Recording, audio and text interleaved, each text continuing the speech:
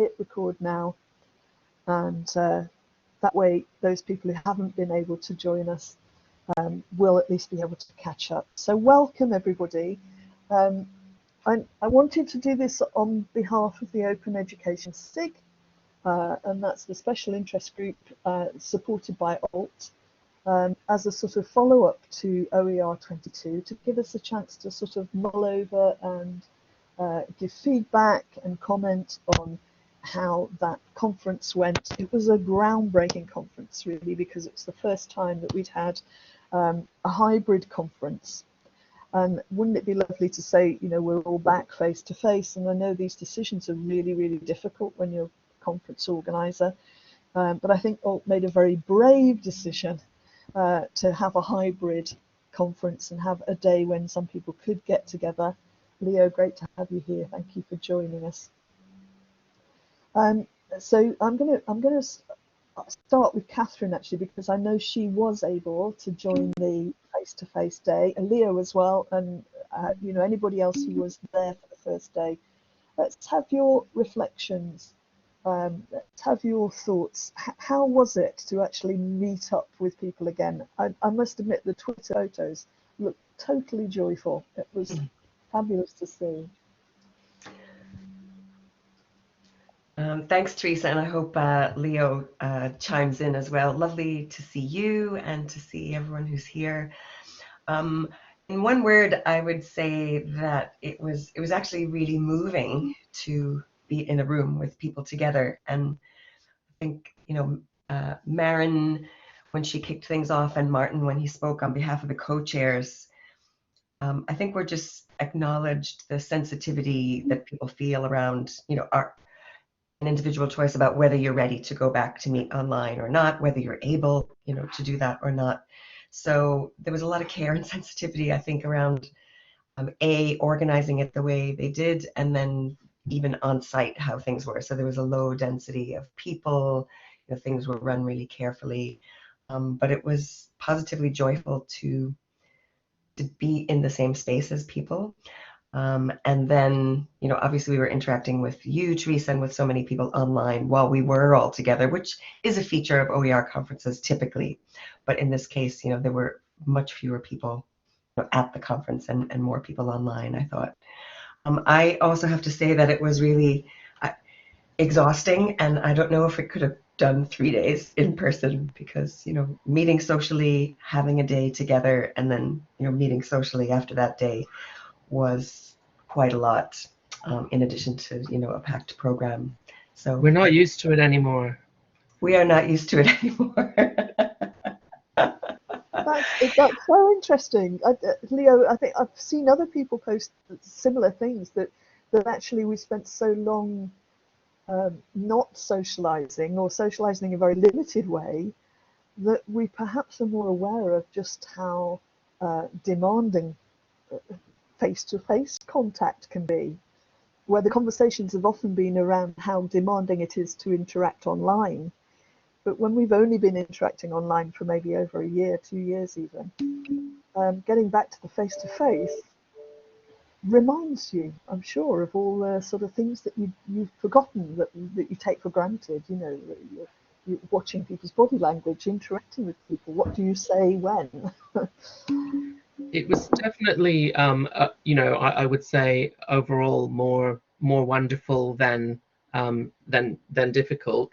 I loved being back at the face-to-face OER conference, but I think it was also brilliant to do kind of the 3 different modes over the 3 days. I thought that worked really well, to give a range of ways to engage and participate, and having the Discord channel kind of running alongside as well was really nice. So some of us were at the GoGN meeting the day before the conference, so it was actually kind of a four-day extravaganza for me, and I had 5 presentations over the 4 days, so that was kind of intense. But it was great. Yes, it was good to see, and I think the GoGN steering of the conference was really in evidence. I'll just do a quick reminder. I know many of you by now are very familiar with being in Blackboard Collaborate, but I need to just show that screen. So do interact however you would prefer. So there's no obligation to put your camera on or your mic on, but do feel free to grab it and chime in. And well done, Leo, on surviving that number of presentations as well. I've also set up a little Google Doc that is completely open and editable. So if you do have thoughts that you want to put in, feel free to edit, add questions. I've only just put a few questions that I thought of, so feel free to add your own questions and to interact with us however you prefer. The Open SIG, just a quick reminder of what we're here for. I think that supporting role is an important one. We're very much here to, you know, if you want to make connections and you don't know where to start, then, you know, do get in touch with us. I'll also pop the link up to our website. There are 2 committee members in here with me now, so both Teresa and Deb are very active in the Open SIG. And you know, there's a network here. What we try to do is to keep up with this huge network, and GoGN obviously is a very important part of that. We look to develop and influence and develop, I think, sort of chimes back to the point that Lorna makes in her blog post.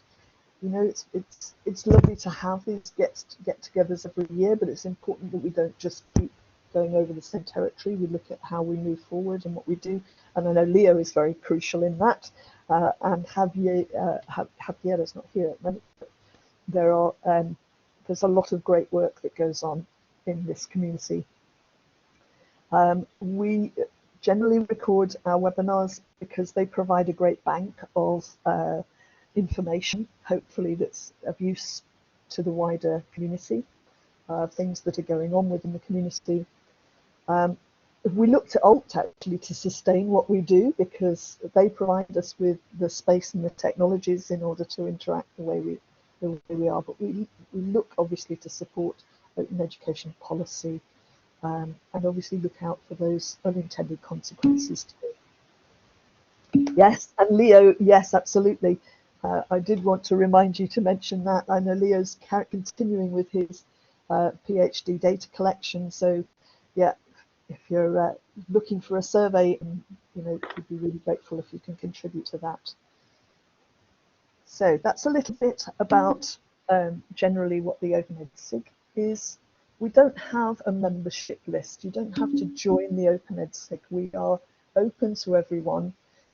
We have, and you'll see this on our Open SIG space, we do have a JISC mail list you can join, and we're also active on Twitter, and you can follow our blogs and you can make blog posts if you wish to. We have a blog area, so if you've got a topic you want to make available, you're very, very welcome to blog for us. And the next 2 slides really were just a way of using some of these wonderful graphics that Brian Mathers put together for OER22 to remind us of the wonderful penguins. I do love them, Deb. I think they're absolutely marvellous. T's joined us too. Well done. Thank you. I know this isn't probably the best of times in some parts of the world for people to join, but it's good to have you here and physically have you present. Although many of you I know have been present in the Discord channel, which remains open. So a quick reminder of some of the things that we talk about as a community. Drawing penguins was a brilliant idea. I love these penguins. Yes, they do. They do, Rosemary. That's so true. It's kind of, there's something about animals representing things, isn't there, that kind of pulls on your emotional engagement, which is lovely. Oh, Deb, okay, that explains a lot. I've been able to grab you on Discord. Right. Oh, and T's brought a good supply of penguins. So it is spring. and I think spring gives us hope. And one of the reflections that I've seen going through Twitter, and I think it's really important, and while Catherine's here, I'm going to embarrass her, was that the OER22 conference reminded us of just how important the Galway conference was to keep us hopeful. We didn't know it obviously at the time, but the Galway conference was the last face-to-face, I think I'm right in saying, before we went into the pandemic. And if that hadn't been such a powerful conference, and again there I could only participate online, but the vibes that came from that wonderful conference were very much present through social media, and it helped us to keep that feeling of community going. So big thank you. And if I could, I'd send, well, I can send you a virtual, Catherine, but it was so powerful and so positive, as Leo rightly says. Really important to have that to sustain us for what we didn't know at the time would be a long time away. I love the little Zoom well-being graphic we've got here as well. I hope you've got your lunch or a drink and you're joining us without having to add too many stresses to your day. And I hope that, certainly as I do whenever we get together as a community, this session today is just charging your batteries. Tea, yes, I'm so glad. Yes, and I'm like you, I'm going to spend quite a while revisiting the recordings.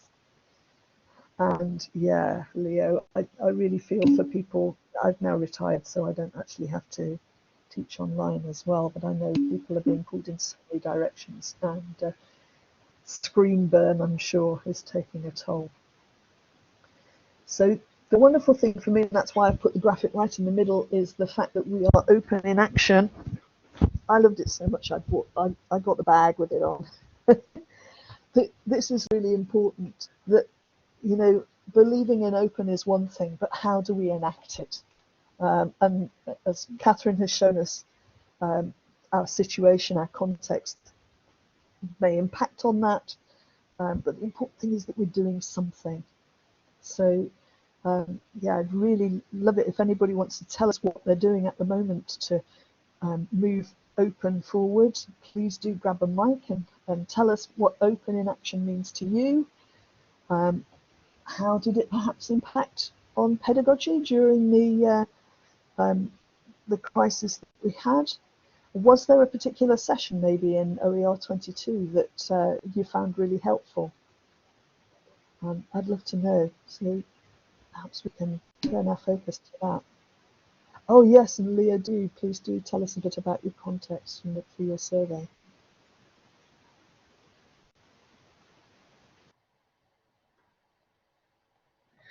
I guess that this, in some ways, is a appropriate answer to the question of what am I doing to enact openness as well. So that's really my key focus in terms of PhD at the moment is trying to get the word out about my survey.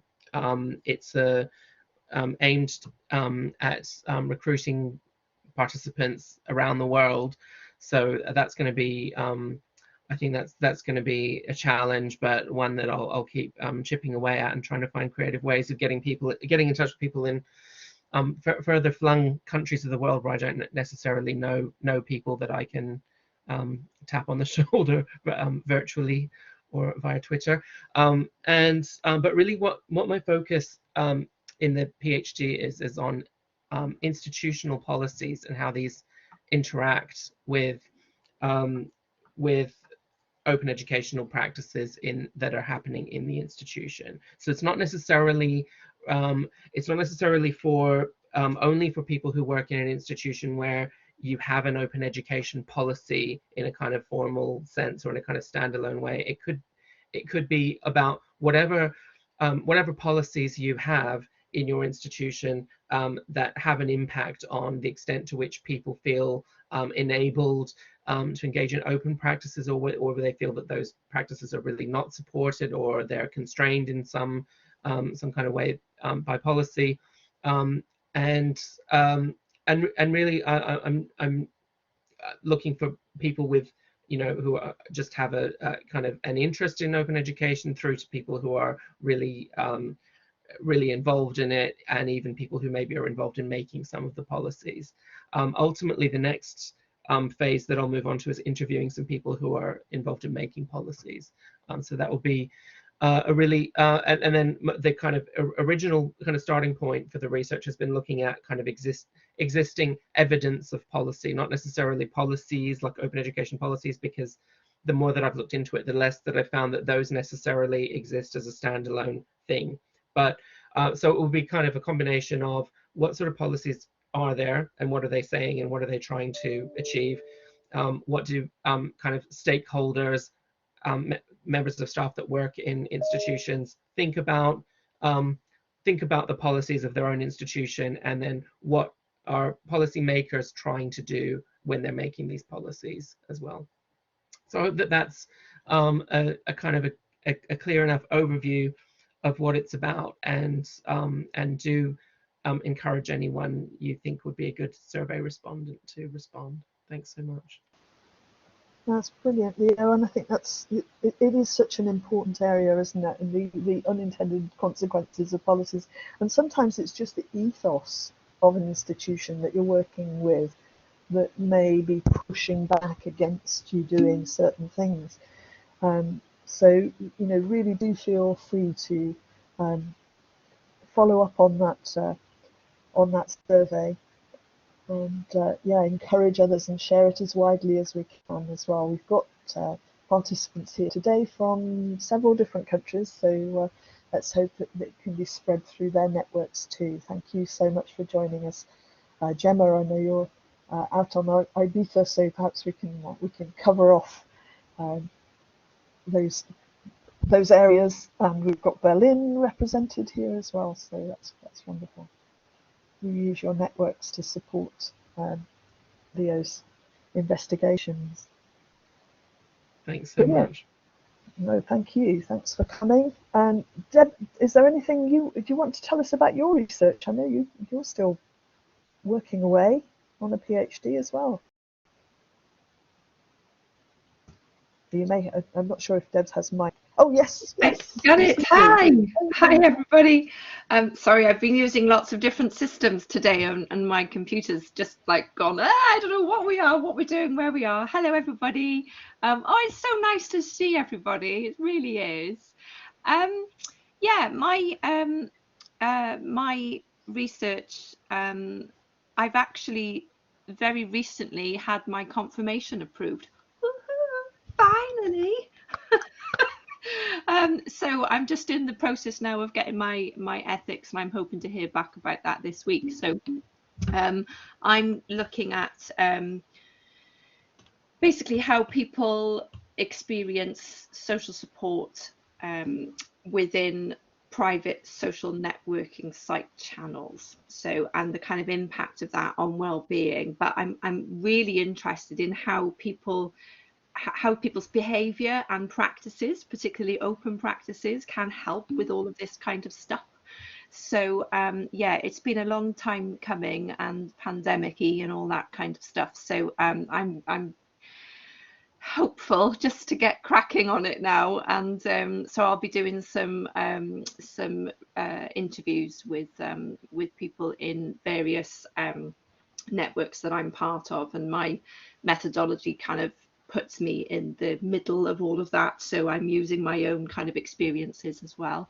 So yeah, and with GoGN as well, what I'm hoping to do is because the thing is with open practice, what I'm assuming is that people are actually engaging in a lot of open practice, but may not necessarily call it that, or may not kind of have something to hang it on, that kind of thing. So I'm suspecting that a lot of that stuff will kind of come out of it. So yeah, GoGN has been you know, absolutely instrumental to, because I'm hoping that I will get some participants from the GoGN group as well. So them, and obviously we communicate, you know, with a WhatsApp group and that kind of thing, so it kind of fits really well with my stuff. But yeah, it feels really good to be able to say, hey, I've moved forward. Finally. That's brilliant, Debbie. That's great, and it's lovely to hear your energy as a result of that. That's brilliant. Congratulations. The coffee, it is. It's well, it's always the coffee as well. So my final slide, and I didn't mean to particularly have slides, but I wanted to share these graphics because they're so wonderful, and I hope some of you as well had some fun with the remixer. It's sort of, you've led into this final slide very neatly, really. Open research, open textbooks. I think Lorna makes a great point in her blog post about open textbooks and how they kind of can lead us thinking about OER being nothing but open textbook creation, and that isn't the point. So I think there's things for us to think about there. It's great to have open textbooks, and greater use of open textbooks certainly is a cost saver for students and for institutions alike. So there should be plenty of really great reasons why we're making open textbooks and sharing open textbooks. But I know Viv's not with us, but Viv was hugely influential in the open movement and spent a lot of time looking at how open textbooks became the focus of open education conferences in the US. So there's perhaps kind of a warning sign for us. Let's not make it all about open textbooks.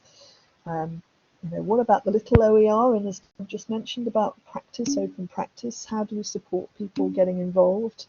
And thank you, Catherine, for that link as well. Yes, I think there were some really great blog posts that were shared through ALT in the run-up to the OER conference.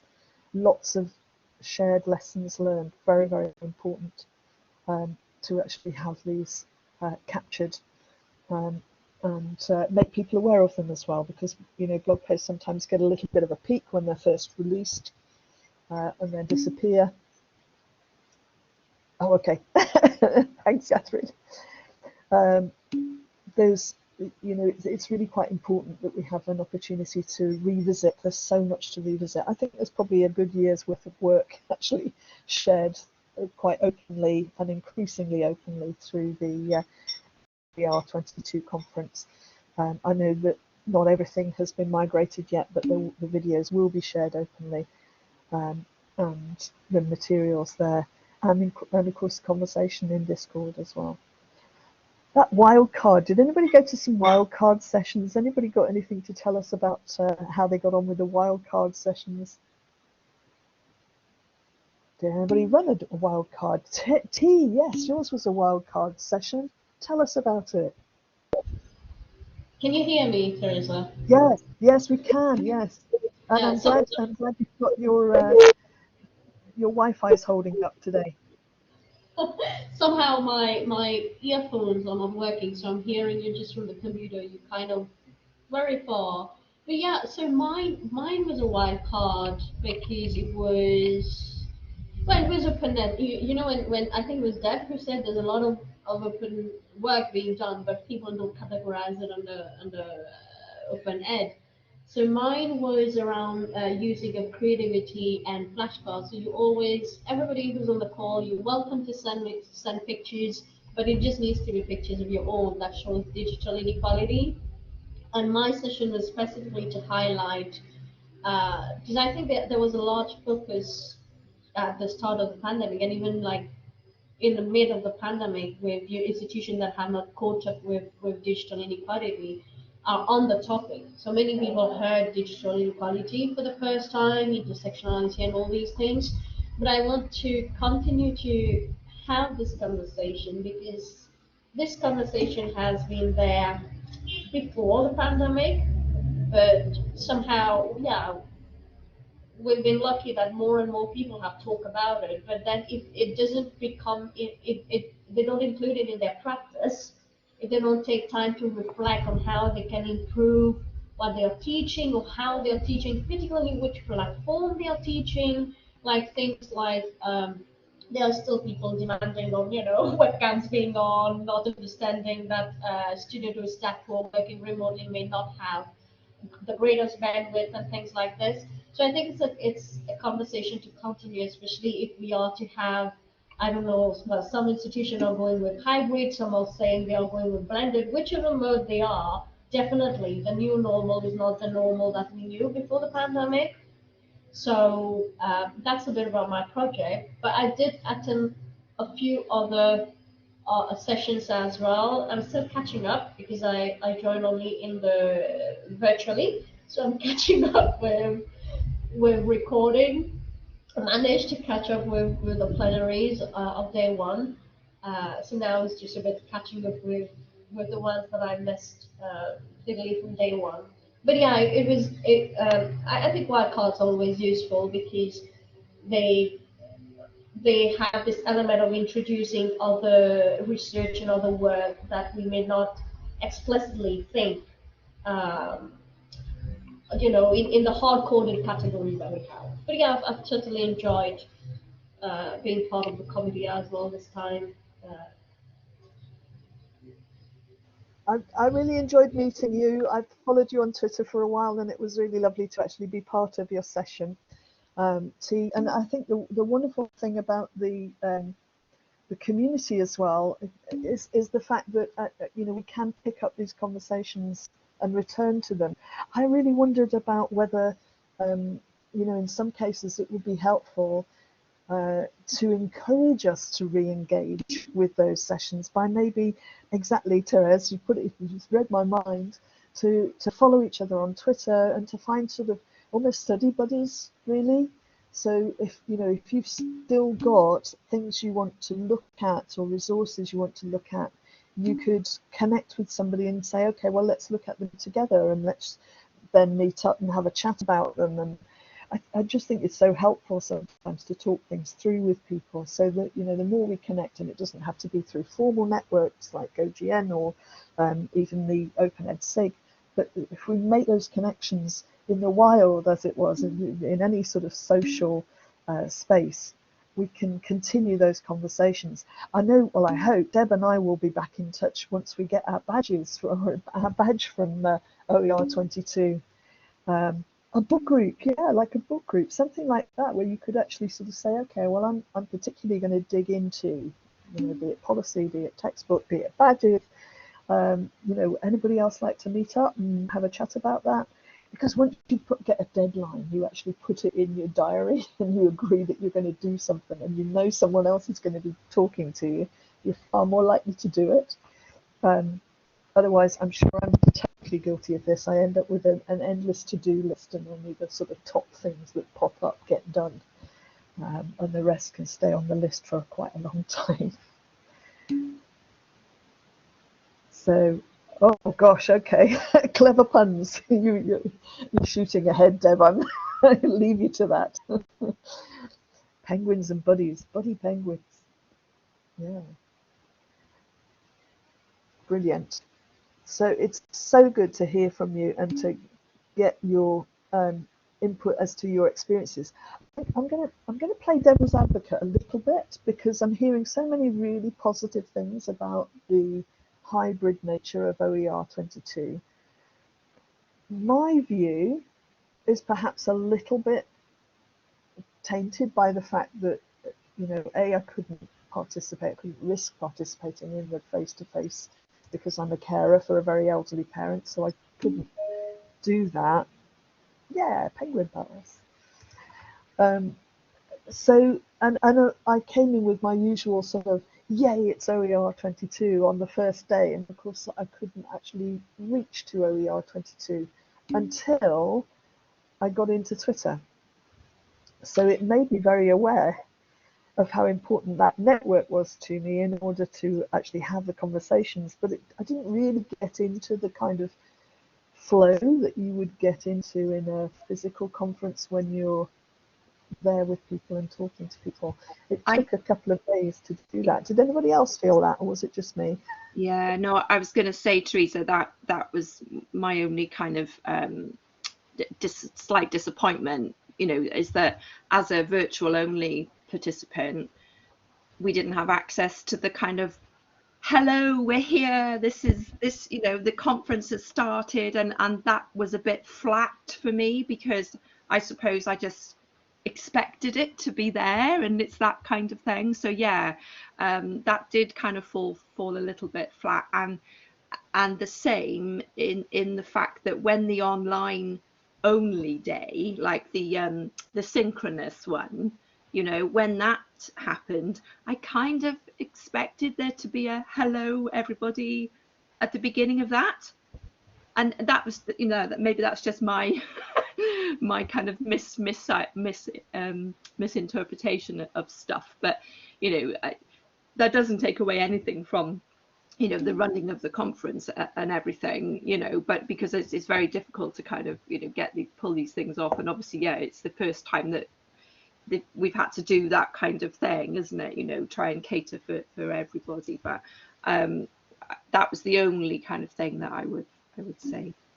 I'm so relieved to hear you say that, because I'd really thought, well, everybody else seems to be having a great time, but I'm kind of, I'm not really kind of feeling it in the same way. Yeah. And I wonder whether it was more to do with, as you say, that sort of, when we were totally synchronous, on that totally synchronous day, I was exhausted. I was really exhausted by the afternoon. I had to, you know, take a break from the screen, because I kind of felt, perhaps because the anticipation had built up to such a point that I wanted to grab everything, and I couldn't. So maybe it's about managing expectations as much as anything else. Yeah. And yes, I definitely got lost on day one. I went to the help and said, "Am I supposed to be seeing this?" Yeah, just grab your mic too if you want to chip in. Please do. Yeah, I really appreciate you both saying that. This is Catherine speaking, Teresa and Deb. And I didn't realize until the day before day one was not going to be live streamed, you know, because as you know, it usually is. And I know that was clear online, but I think I was just super busy beforehand. And I do think it's probably a point in time, because it was the first one back, that they're going to do it like that. And I believe the reasons were because they were really trying to have low density on day one, so they didn't have like a filming crew and, you know, all of that. And secondly, I think there was a recognition of just how much all of us have been trying to do all the channels all the time for the past 2 years, you know, trying to have people in the room, people online, and so on. And in the old days, we did that quite seamlessly, but I think there's just a level of exhaustion now. So when I realized that the one in-person day was not going to be recorded, I was so relaxed. Yeah. Because I thought, oh, okay, I don't have to have the mic for the room and the mic for the, you know, the camera and all that kind of stuff. And it was the first time that had happened in such a long time. But again, I don't think we're going to be worried about these things, hopefully, about, you know, densities in rooms and all of that kind of thing. Maybe even next year, you know, it'll be different again. So it was possibly just a transitional program structure, I would suggest. Yeah, I'm totally with you on that, Catherine. I think I took from it quite a bit of learning for myself, because I clearly hadn't read the email that spread, you know, sort of explained everything, or at least I had read it, but I hadn't taken it in. I hadn't quite understood. So I was, you know, expecting to watch Brian's opening remarks and things, but I totally think that not live streaming that was completely valid, and it makes sense, because, you know, wherever or however you're participating, you want to have that experience. And of course, it just meant that I waited a day and then I did watch it, and it was lovely to do that. So, you know, I think the efforts made were, and the care that you've already mentioned, Catherine, that had been taken, I fully appreciate. Oh yeah. We're kind of navigating new ways of doing things, aren't we? Yeah, you know, it doesn't detract, you know, from the loveliness of the conference, you know, because once you kind of found the conversation that was going on somewhere, and you know, although there was a little bit of, oh, I wish I was there with those photographs, I really want to be there. a bit of FOMO going around, I'm sure, for all of us. But then that, you know, if anything, that just reminds us of how important we are to each other as well, and how, you know, how lovely it will be when we can all get back together again in the same place. Exactly. Exactly. Right. Can I pop back in, Teresa? Because I think this is such an important conversation. And see you, Leo. You know, certainly a decision I've made is that I'm not going to do anything like the number of conferences that I did before. Nothing like it. You know, I think that the only one I'm doing this year that I know of was the OER conference. And so I think that what you just mentioned about FOMO will be, a lot of us will be feeling that, you know, so we'll have a precious few events that we may go to and we'll really enjoy those. And the rest of the time it'll be back to, you know, to being online again. So, you know, just that sensitivity that gives to all the different modes of presenting and the people who are there and the people who are not there is really important. So yeah, really appreciate hearing your experiences today. Thank you, Catherine. And as ever, I mean, for me, certainly, though, my highlights were having conversations with you around sort of sharing links of things that we've done in the past with Open SIG, and just reuniting that feeling of community. They were total highlights, and you know, they make you realise just how precious this community is. So yeah, I'm hoping that newbies, people who were new to the conference and came for the first time, are also aware of that. And I think that's really why it's important that we continue to connect, and we either blog or we share as the resources come out through social media, so that those people perhaps who are new to OER22 can continue to engage with all that wealth of resource and material and community that is there. Takes a while, doesn't it, just to process all of this. It was such a rich conference, and as T has already mentioned, you know, it takes time just to work your way through the material. Definitely.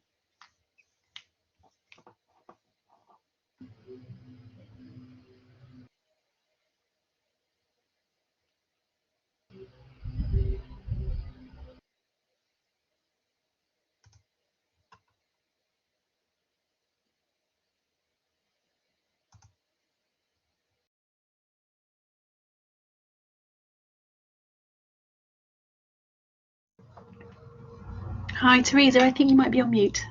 Oh, yes, thank you, Fiona. Yeah. Bingo. Yes, you do feel free. I'm talking to myself again. Feel free to put your mic on and join us. Tell us what you're thinking about. You've got your hand raised there. Or just pop something into the chat.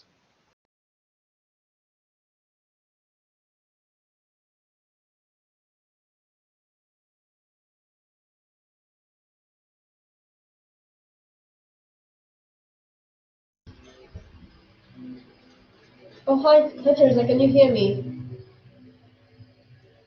Hi, Yeah, yes. I'm literally, my bandwidth is playing, so I'm just going to put feedback there. But yeah, I was going to say I really love hybrid because that was the only way for me to join. And I think we probably got a lot of people because of that. And yeah, I'll just, because my internet, I'm just going to fill in the sheet that you've sent. That's great, thank you. Yes, and we appreciate it. It's obviously tricky with bandwidth or even energy supply is a problem. And yeah, I think it's a great idea, obviously, to have the conference online and to have this hybrid mode as well. It's a great sort of transition to what maybe will become something more physical, more in person in the future as things improve. Anybody have any concerns and things they'd like to raise with us for future conferences? Any feedback that you have on how you see the way forward for the OER community?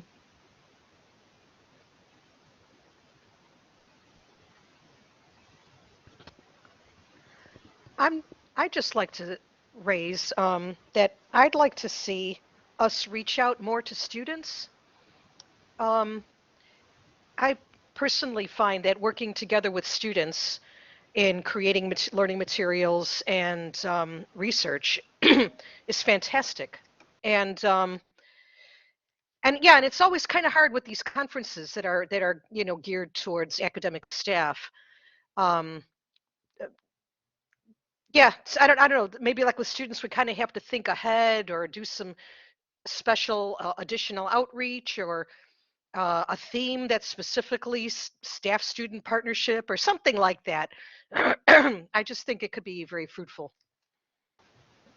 You're absolutely right, Teresa. And I've been involved just recently with Future Teacher, and we did some webinars recently where students presented their work on polling, and it was really interesting. The quality of the research and the way they delivered it was 100% professional. It was brilliant.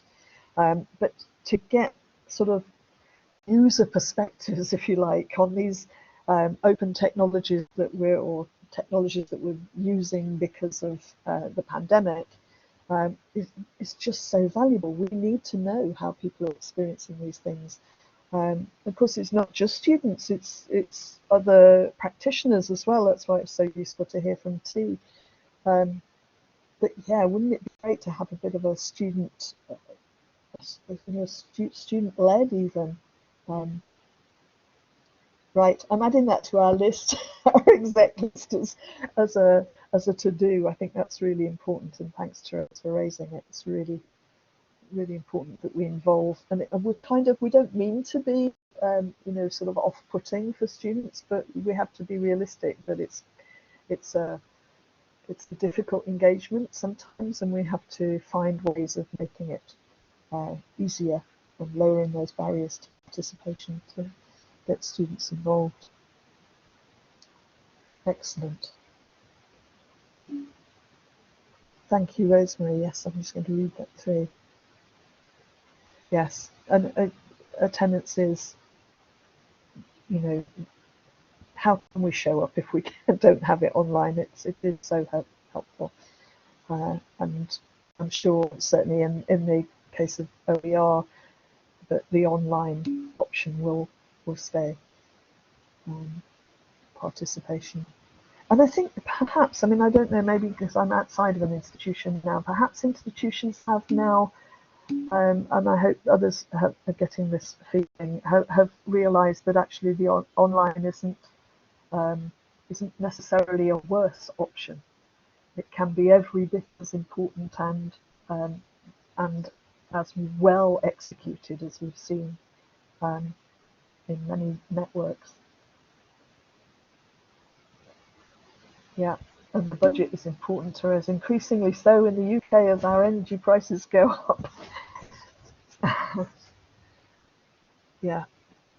Teresa, yeah. I'll just add one more thing. It just, you're giving this lovely space to reflect and think, and I really appreciate everyone's comments there. And Rosemary, what you just said really resonates as well. And I just think, as we're thinking about conferences and events for the future, we have a kind of a real and true advantage as open educators and open practitioners, I think. And it's not just because we've had open events in the past and we know how to integrate these digital and open practices, but as open practitioners, we really ground what we're doing in values. So we really foreground the fact that we do our work with critical, global, and social justice perspectives. That's why a lot of us work in open. So in thinking about how we might run events in the future, that's the approach we need also, isn't it? It's just leading with those values. And I did feel that, and you've just helped me kind of be explicit about it, because I chose to go to the OER conference more than a few other open conferences that are going on, because I knew the values of that community, and I knew it would be run really carefully and sensitively and so on. So possibly that's something that we all can do, with all the kind of events and things that we're involved in, is just really lead with those values and help others maybe to do that too. And you're doing that here, Teresa, so thank you. No, thank you for making that explicit, because I think it's really, really important, isn't it? Those shared values need to be the drivers for what we do, and that critical reflection that every time we make a choice as to whether we are upholding those values is really important. And that's really where, Teresa, as you say, you know, getting student feedback in that process is really important, because, you know, sometimes we, with the best will in the world, we enact our values in a way that we feel they will be received positively, but maybe sometimes we get things wrong. I'm pointing the finger definitely myself. I think, you know, sometimes we make assumptions, and we need to let people surface really how they're receiving what we're doing, and you know, help them to improve what we do too. Yeah, thank you so much. I'm going to sort of draw us to a conclusion, because I know you're going to be dashing off, and I hope you've had a chance to breathe. I hope your batteries are recharging. I have sort of washing, cleaning, cooking to go back to, so I'm not doing anything terribly demanding for the afternoon, and it's been an absolute joy to get together with you, and Catherine, to see you, and Deb and everybody here, to see your faces has made a huge difference to my day. So thank you all so much for that, and do take care, do stay well, and oh yeah, I'll just flag up that we have an OER SIG, we have an Open Ed SIG and Anti-Racism SIG combined session, another webinar that's actually going out through ALT. This is a CPD webinar, so do look out for that and join us, and I'm absolutely sure that intersectionality will be there. So yes, do come and join us for that and look out. And yeah, thank you all so much. Thank you so much for coming and taking time out of busy lives and busy days to share your reflections, and long may it continue. Let's continue to connect. Thank you all so much for coming. Bye. See you soon. Take care. Thank you. Bye. Bye, everyone. Thanks, Gemma. Lovely to see you. Thank you. Thank you. Best wishes, Bye. Therese. Bye, everyone. Thanks, so much. everybody. Bye, Thanks, Rosemary, Deb. Roger. Thank you. Thanks, Fee. Thanks for coming. Bye, Debs. Good to see you. How are you? Oh, lovely to hear your voice. Oh,